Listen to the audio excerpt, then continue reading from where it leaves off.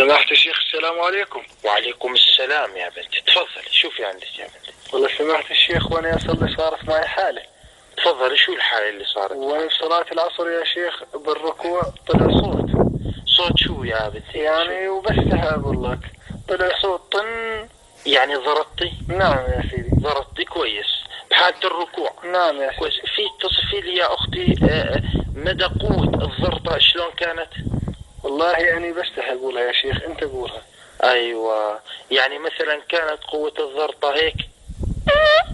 لا اقوى يا شيخ. اقوى، يعني كانت مثل هيك؟ كمان اقوى يا شيخ. كمان اقوى، يعني مثلا كانت قوة الضرطة هيك؟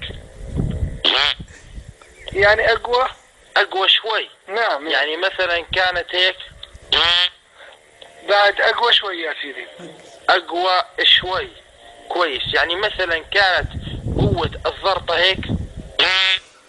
اقوى شوي سيدي. كمان اقوى شوي. نعم. ايوه، يعني بنقدر نقول كانت قوة الضرطة هيك؟ نعم يا سيدي. نعم يا سيدي. كانت هيك؟